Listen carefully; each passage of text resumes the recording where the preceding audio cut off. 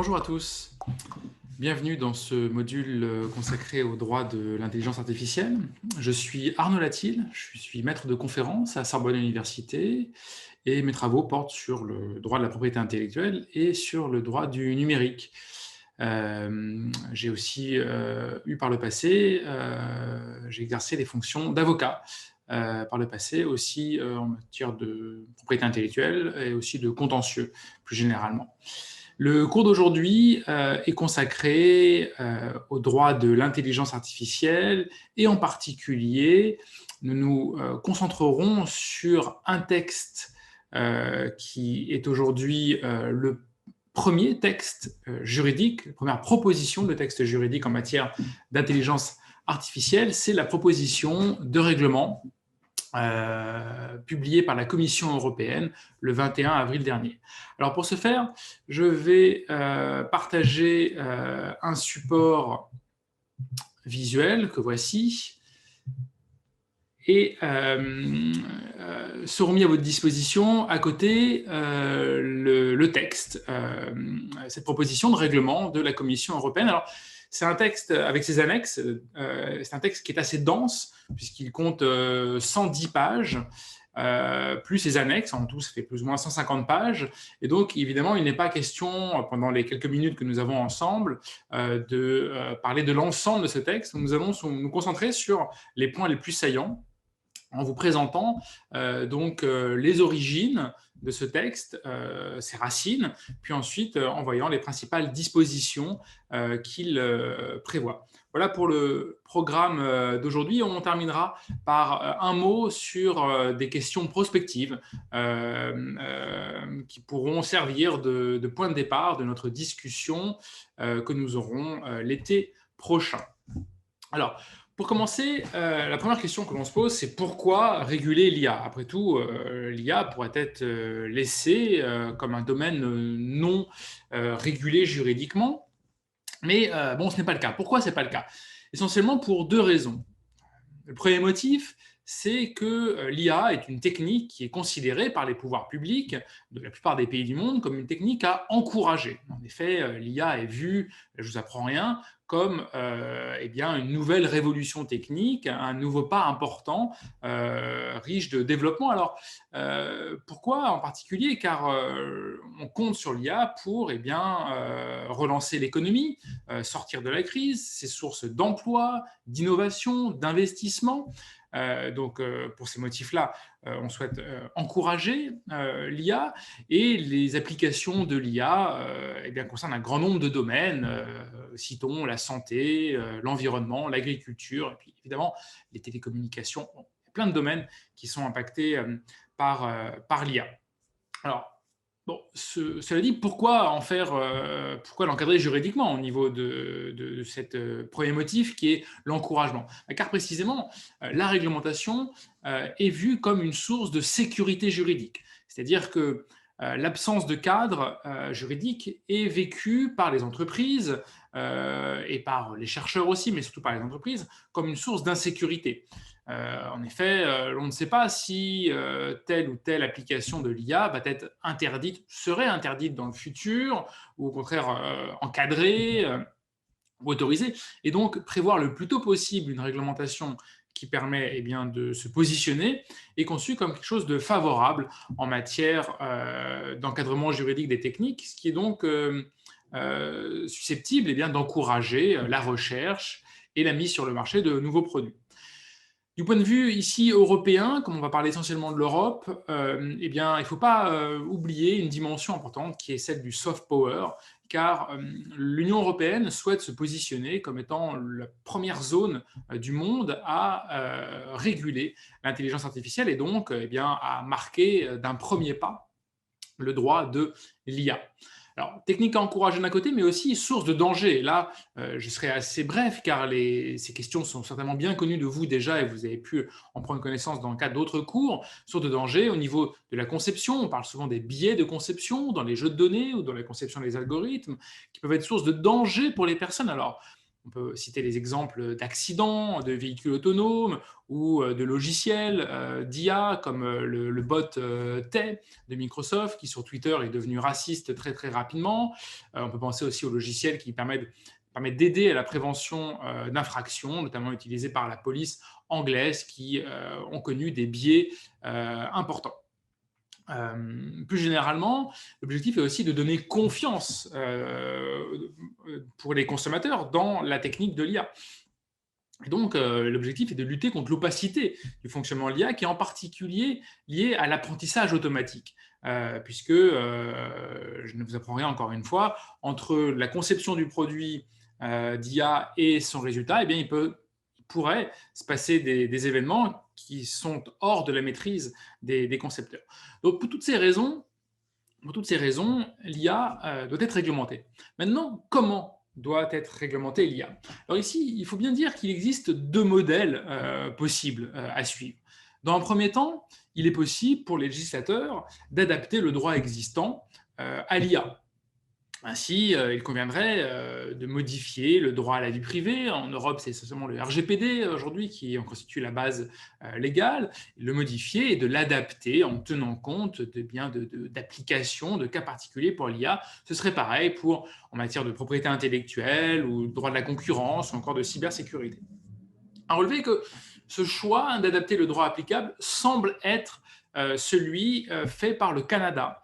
Car en novembre 2020, eh bien, une proposition de modifier la réglementation relative au droit à la vie privée a été soumise. Et donc, on s'orienterait, alors je parle au conditionnel naturellement, vers une modification du droit applicable au Canada. Ce n'est pas le choix qu'a fait l'Union européenne, qui prévoit au contraire un texte spécifique propre à l'IA, dont je vous parlais il y a quelques instants. C'est donc cette proposition de règlement relative à l'intelligence artificielle qui a été publiée le 21 avril dernier. Alors, je vais vous la présenter, mais avant cela, il faut vous dire que ce texte a été publié le même jour qu'un autre projet de texte européen au sujet des machines. C'est ce qu'on appelle la législation machine, donc ça concerne la sécurité des produits. Et comme on va voir tout à l'heure, eh bien, il existe un lien très fort entre ces deux types de régulation, de l'IA et des produits et des machines en particulier, quand on va voir que ces réglementations sont intimement imbriquées. Alors, avant cela, peut-être un élément de chronologie sur les événements antérieurs à cette proposition. Donc, il faut relever que jusqu'à aujourd'hui, puisqu'il s'agit qu'une proposition qui n'est pas encore adoptée, jusqu'à aujourd'hui, il n'y a pas de cadre juridique de l'IA. Il n'y a que des cadres éthiques. Alors en particulier, depuis 2017, eh bien, on a vu apparaître différentes propositions de régulation éthique de l'IA. En Europe, il faut dater à octobre 2017 la première impulsion politique de se saisir du sujet. Depuis cette date, un certain nombre d'événements sont importants qu'il faut noter. En particulier en 2018, l'Union européenne a prévu un plan sur l'IA qui a donné naissance ensuite à un groupe d'experts dits de haut niveau qui a publié en 2019 un rapport sur la confiance dans l'IA et qui était à la base de la publication d'un autre texte très important qui est le livre blanc de la Commission européenne publié en février 2020. D'autres textes ont pu émailler, notamment en matière de droits fondamentaux, les discussions européennes et qui ont abouti à cette publication du 21 avril dernier. Pendant ce temps, l'Union européenne a encouragé les États à se doter de plans IA, c'est-à-dire de plans essentiellement de l'argent public destinés à financer des formations et de la recherche en IA, en sachant que la plupart des pays du monde ont également, hors de l'Union européenne cette fois-ci, prévu des différents plans. Alors le plan chinois date de 2017, le plan américain de 2019. Bref, on voit que chaque État se positionne sur la question. Et parallèlement à cela, le Conseil de l'Europe, qui est l'autre Europe d'un point de vue juridique à côté de l'Union européenne, c'est l'Europe des droits de l'homme, le Conseil de l'Europe, prépare actuellement un texte en matière d'IA et de droits de l'homme, droits fondamentaux. Un texte qui est encore en cours de discussion, qui a donné lieu à des réflexions préalables. Il faut relever également que la plupart des grandes entreprises et des think tanks du monde entier ont publié des rapports autour de l'éthique de l'IA. Alors ici, j'ai mis celui de Microsoft, mais bon, c'est un parmi des centaines d'autres. On en recense plus de 300 rapports autour de l'éthique de l'IA. Et donc, bon, naturellement, il n'est pas question de les voir. Mais relevons que maintenant, c'est l'objet de notre propos à présent, eh bien, l'ensemble de ces influences sont cristallisées en une proposition de texte sur l'IA. Donc, je propose d'abord qu'on examine l'histoire et le contexte de cette réglementation de l'IA. Ensuite, nous verrons quelles sont les différentes obligations mises à la charge des différentes parties, fournisseurs, utilisateurs, etc. de l'IA. Puis ensuite, nous verrons les différents éléments de gouvernance qui seront mis en place vraisemblablement dans l'avenir. Puis enfin, nous terminerons avec des questions prospectives. Alors d'abord, du point de vue de l'histoire et du contexte. Alors ce qu'il faut bien avoir en tête, c'est que le débat public c'est depuis quelques années souvent concentré sur quelques points particuliers de l'IA. En particulier, je pense aux craintes que font peser les robots autonomes avec le spectre des armes létales, des robots armes létales, ou encore les différents assistants personnels. La série Black Mirror en particulier reflète nombreux de ces aspects, ou encore on a beaucoup discuté du dilemme du tramway. Si vous ne le connaissez pas, je vous invite à faire une recherche sur Google à ce sujet. Donc, quoi qu'il en soit, souvent le débat public a porté sur cette question de la crainte des techniques et des effets négatifs qu'elles pourraient avoir.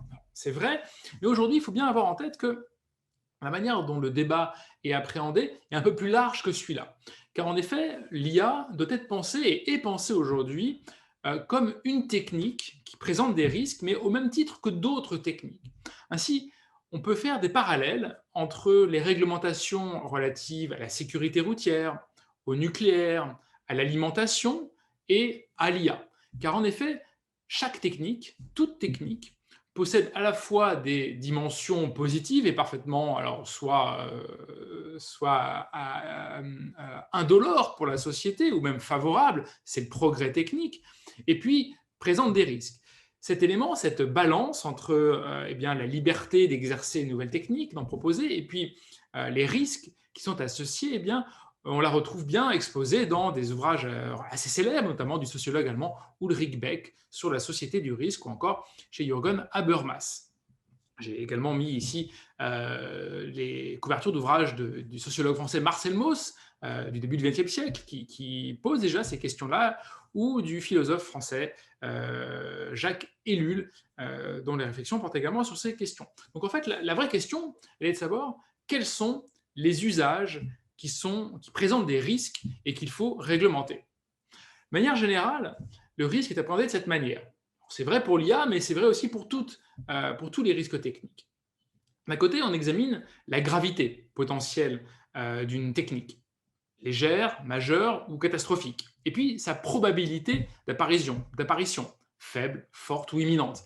Et à partir de cela, eh bien, on décide que les risques qui sont peu graves et qui arrivent rarement, eh bien, n'ont pas besoin d'être réglementés.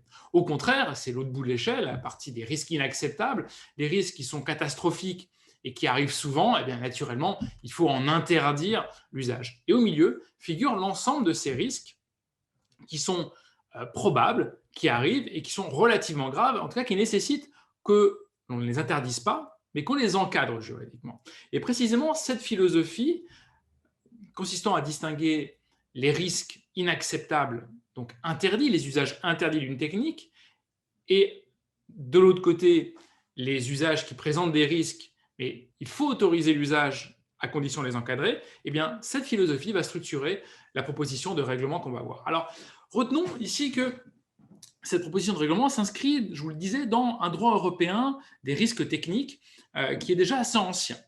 Alors, on peut le faire remonter à 1979 avec un arrêt très célèbre de la Cour de justice de l'Union européenne, c'est l'arrêt Cassis de Dijon, qui prévoit que, eh bien, il convient dans le cadre de l'appréciation de la liberté des échanges de marchandises dans l'Union européenne, il convient, nous dit le juge, d'examiner avec une attention particulière les exigences essentielles qui sont en fait, les exigences en matière de sécurité, en matière de santé et en matière de droits fondamentaux. Alors, le juge nous dit, plutôt que d'essayer de tout réglementer, de contrôler tous les risques, on va laisser de côté une partie des risques qui sont négligeables, c'est la partie verte de mon schéma précédent, et on va se concentrer sur les risques qui sont graves. Et quels sont les risques graves? Celles qui portent atteinte donc à la santé, à la sécurité ou aux droits fondamentaux, comme par exemple le droit à la vie privée. Et donc à partir de cela, le juge dit voilà comment il faut réglementer les risques. Et cette conception a été reprise par les instances européennes, par une résolution importante du Conseil des ministres de l'Union européenne du 7 mai 1985. On a parlé alors de la nouvelle approche qui consiste donc à examiner ces risques particuliers et d'en proposer un encadrement via en fait des règles techniques harmonisées consistant à prévoir par le haut des règles techniques que les fabricants de produits qui présentent des risques doivent respecter dans le but de minimiser les risques. Cette philosophie a ensuite été développée et approfondie dans ce qu'on appelle le nouveau cadre législatif qui a été adopté le 9 juillet 2008 dans le cadre de l'Union européenne, qui va plus loin en prévoyant des modalités de conformité. On parle de conformité, c'est-à-dire de vérification que les produits distribués correspondent bien aux caractéristiques techniques prévues par les normes techniques harmonisées. Donc, un mécanisme de conformité qui va être assoupli, qui permet en fait de s'auto-évaluer et d'auto-évaluer sa propre conformité à côté d'autres procédures par des organismes tiers permettant d'obtenir in fine un marquage CE qui donc montre que le produit respecte bien les normes techniques, tout en permettant donc pour l'État qui est dégagé de cette fonction de vérifier que les produits respectent bien les normes techniques, tout pour l'État en engageant ce qu'on appelle une surveillance de marché, donc de mettre en œuvre des éléments de gouvernance permettant de vérifier le respect de ces normes par les acteurs et de prévoir des sanctions en cas de manquement à ces normes.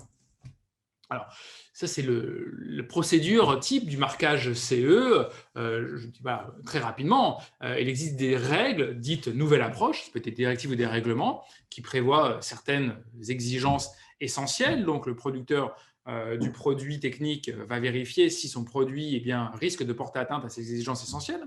Puis ensuite, le producteur du produit doit se conformer à des normes techniques, en évaluer la conformité, établir une documentation technique pour que, en cas de vérification, de contrôle, il puisse démontrer que son produit tient bien compte, by design, de tous les enjeux liés aux exigences essentielles.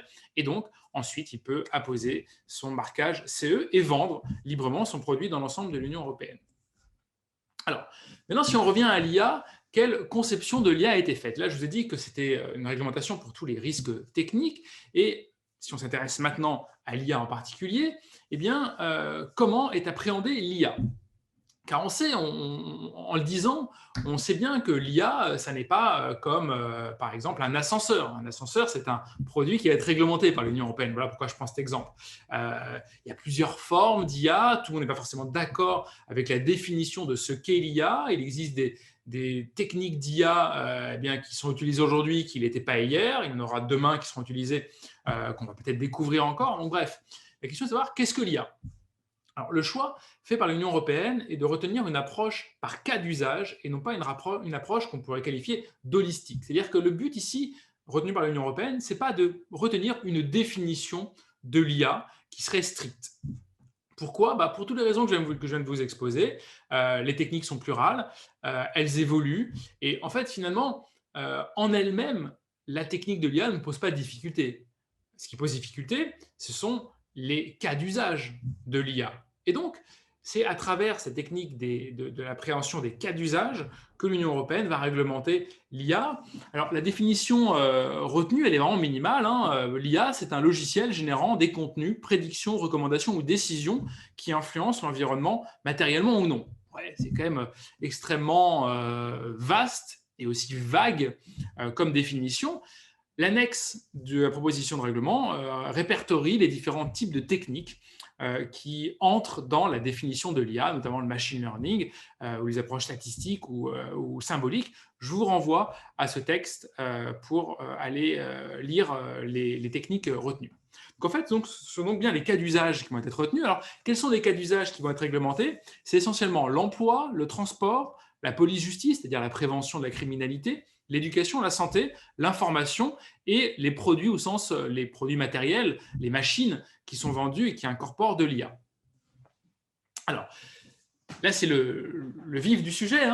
La proposition de texte européen prévoit plusieurs degrés de risque, une hiérarchie des risques, et prévoit que certains usages sont interdits, c'est le sommet de cette pyramide, car les risques sont inacceptables. Alors, vont être interdits les usages suivants, le scoring social, les personnes vulnérables, c'est-à-dire la manipulation des personnes vulnérables, ou encore la reconnaissance sociale dans l'espace public. On va retrouver ces éléments dans un instant. Ensuite, d'autres catégories d'usage d'IA sont considérées à haut risque, c'est-à-dire qu'ils sont autorisés, mais à certaines conditions. On va voir lesquelles. Ce sont les usages d'IA qui posent des problèmes en matière de santé, sécurité et droits fondamentaux, les fameuses exigences essentielles dont je vous ai parlé tout à l'heure. Alors, on va parler d'usages en matière de sécurité, d'éducation, de travail, d'immigration ou encore de police-justice. D'autres usages sont considérés comme à risque modéré. Alors, on va voir que c'est un peu ambigu, car ce sont des usages où il va falloir informer l'utilisateur qu'on utilise une IA, mais c'est une catégorie qu'on peut cumuler avec celle des usages à haut risque. C'est-à-dire qu'une catégorie à haut risque, si elle remplit les conditions de la catégorie d'en dessous, que j'ai appelée risque modéré, eh bien, il faut imposer ces obligations. On va en parler dans l'instant. Et puis, pour les autres cas qui sont hors des cas mentionnés, eh bien, l'usage est autorisé sans restriction. Alors, on ne va pas y revenir par la suite, mais la Commission encourage les entreprises à se doter de codes de bonne conduite à leur égard. Mais bon, finalement, là, c'est du domaine de l'éthique et pas du juridique. Alors, si on regarde les risques inacceptables, le premier, je vous disais, c'est le scoring social. Là, c'est le modèle chinois qui est visé. Ici, il serait interdit de noter les citoyens dans le but de leur imposer des sanctions de quelque nature qu'elles soient. Également, on serait interdit les IA qui ont pour objet de manipuler des personnes de manière subliminale, nous dit le texte, dans le but de leur causer des dommages physiques ou psychologiques. Là, moi, je pense pas mal aux nudges de Thaler et Sunstein. Vous connaissez certainement ces éléments. Peut-être que ce serait justement l'interdiction de faire des nudges à base d'IA. Également, interdiction d'exploiter les vulnérabilités des groupes de personnes en raison de leur âge, de leur faiblesse physique ou intellectuelle, et notamment sont visés ici les enfants. Et enfin, interdiction d'employer de la reconnaissance faciale. Alors, ici, il est visé la reconnaissance biométrique au sens large, pas seulement faciale, dans l'espace public. Alors, avec une série d'exceptions dont on pourra discuter ensemble, mais qui sont particulièrement larges, puisque la recherche de victimes potentielles de crimes, notamment les enfants, la prévention de menaces substantielles ou imminentes, et notamment du terrorisme, ou encore la recherche de criminels et délinquants qui sont susceptibles de condamnation pénale supérieure à 3 ans, seraient autorisés dans ce cadre, ce qui laisse quand même une place assez importante à la reconnaissance biométrique dans l'espace public. Les sanctions qui sont prévues en cas de mise en place, d'utilisation de ces usages interdits, sont particulièrement lourds, car ils sont de 30 millions d'euros d'amende ou de 6% du chiffre d'affaires monde d'une entreprise.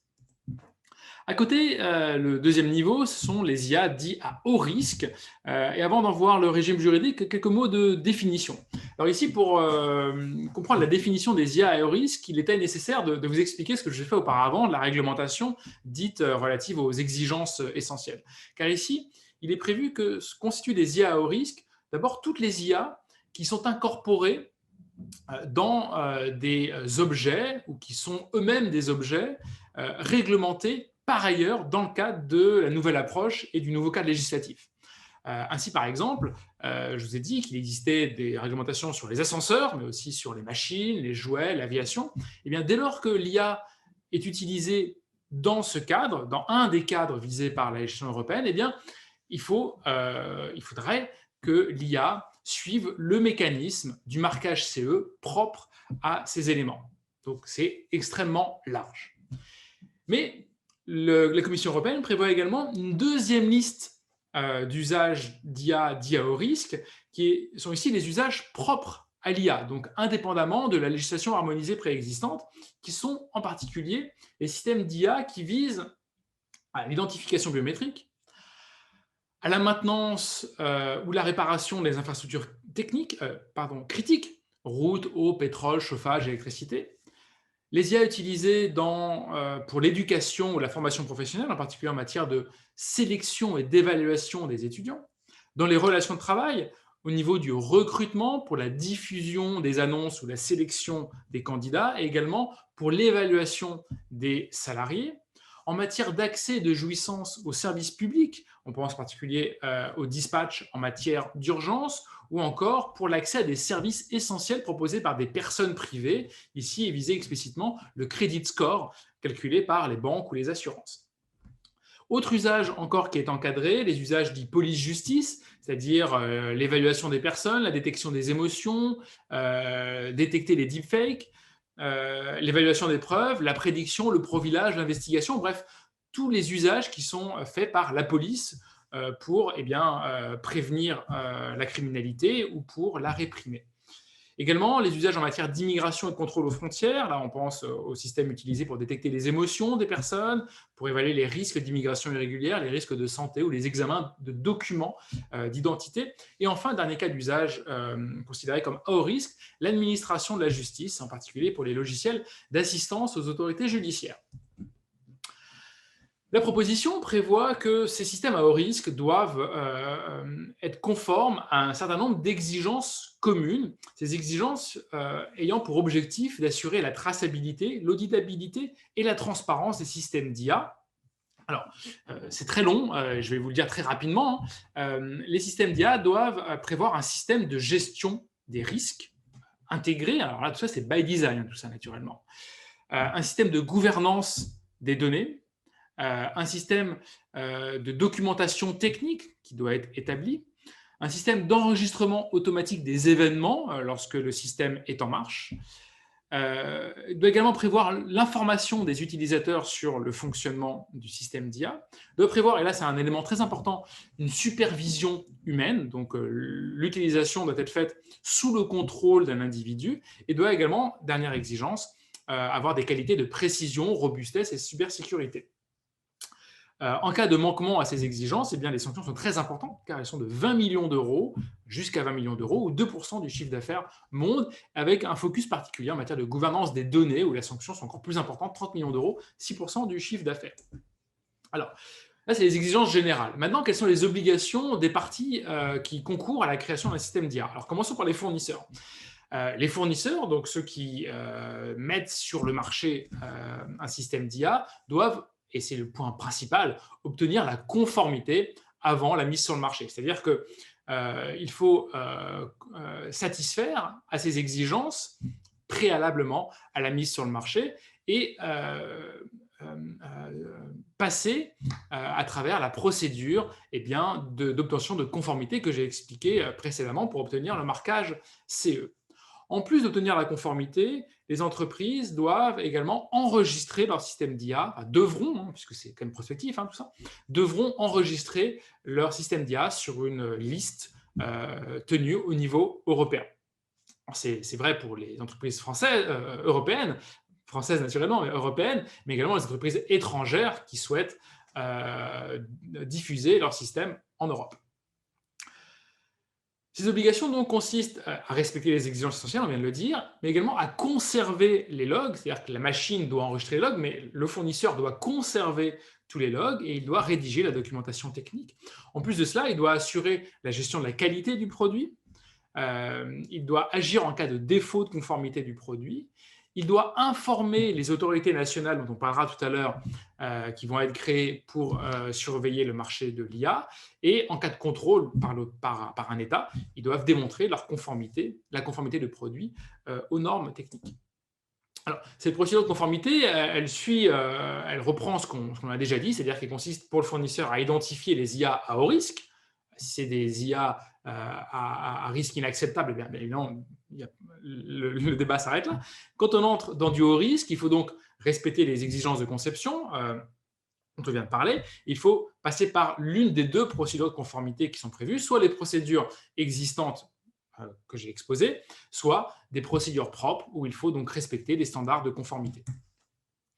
À côté des fournisseurs, les importateurs et les distributeurs sont aussi soumis à quelques obligations, notamment vérifier l'obtention du marquage CE, vérifier la rédaction de la documentation technique, en particulier la traduire si elle a été rédigée dans différentes langues.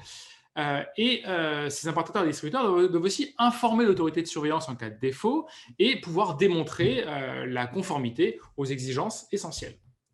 Les utilisateurs de systèmes d'IA sont également soumis à certaines obligations. En particulier, c'est évident, les utilisateurs doivent se conformer aux conditions d'utilisation prévues par le fournisseur, très bien, mais également sont, eux, soumis à cette obligation de surveillance, de supervision humaine. Ils sont aussi responsables de la qualité des données d'entrée si le système d'IA utilise des données d'entrée qui sont postérieures à la conception du produit. Ils doivent conserver les logs et ils doivent informer le fournisseur en cas de défaut de fonctionnement. Attention, dernier élément, le respect de ces exigences propres à l'IA n'empêche pas de devoir également se conformer à d'autres exigences légales, notamment en matière de droit à la vie privée, mais tout autre type de réglementation possible. Troisième niveau maintenant, les IA dits à risque modéré. Là, ce sont les IA qui portent sur des interfaces, des interactions humain-machine. Donc, c'est quand il y a une interaction avec une personne physique, ou que l'IA vise à détecter les émotions ou encore à manipuler la réalité, on pense au deepfake. Dans ces cas-là, si on entre dans des IA à haut risque, eh bien, il faut se conformer aux obligations liées au risque, mais en plus, alors soit seulement, soit en plus, ça dépend si c'est cumulatif, eh bien, il faut informer l'utilisateur que nous utilisons un système d'IA, même donc en dehors des cas d'usage dits à haut risque, sauf en matière de prévention de la criminalité où il existe une exception prévue pour cela. Quelques éléments maintenant en termes de gouvernance. Alors ici, c'est extrêmement classique. La réglementation technique qu'on a vue, qui existe depuis les années 70-80, consiste pour les États à mettre en place des autorités administratives de contrôle. Alors, il en existe plein. J'en ai mis ici quelques-unes pour information, qui ont pour rôle d'opérer une surveillance du marché. Alors, concrètement, ça veut dire quoi? Ça veut dire que l'autorité de contrôle, il y en aura une par État de l'Union européenne, sera chargée de vérifier aléatoirement ou à l'issue d'une enquête que les fournisseurs d'IA respectent bien les exigences essentielles. Et puis, en cas de défaut, de sanctionner naturellement les fournisseurs qui ne respectent pas ces obligations. Autre fonction, celle de recevoir les notifications de la part des utilisateurs, des importateurs, distributeurs ou des fournisseurs en cas de défaillance du produit. C'est un rôle parfaitement classique et il est prévu que ces différentes instances nationales propres à chaque pays de l'Union européenne doivent remonter vers une instance nouvelle qui serait créée, qui est dénommée l'European AI Board, qui va donc être une nouvelle instance européenne en charge de centraliser ces éléments, avec aussi une dimension de dédiction des normes techniques qui va être assez importante. On va y venir justement dans un instant, car le projet de réglementation prévoit la mise en place de bacs à sable réglementaires, c'est-à-dire des instances de discussion entre pouvoirs publics et entreprises et chercheurs destinés à essayer des nouveaux systèmes d'IA et à mesurer dans quelle mesure les systèmes se conforment, répondent bien aux exigences essentielles prévues par la réglementation. C'est donc des bacs à sable pour faire des essais. Donc, c'est un élément important dit de co-régulation de la technique. Enfin, et c'est une ouverture vers la discussion que nous pourrons avoir ensemble, je voudrais que vous interrogiez d'ici cet été sur quelques cas d'usage qui pourraient poser difficulté. Alors, les deux premiers entrent directement dans ce qu'on vient de voir. Le troisième est un peu extérieur et n'a pas encore été abordé ici. Le premier, c'est la question des logiciels de sélection d'étudiants à l'entrée à l'université. Alors, les pays utilisent différents types de systèmes. En France, on utilise un système qui s'appelle Parcoursup. Et j'aimerais que vous fassiez des recherches et que vous m'indiquiez si le système Parcoursup entre ou non dans le champ du règlement dont je vous ai parlé. Ensuite, je voudrais que vous interrogiez sur la place des assistants vocaux en matière d'analyse des émotions.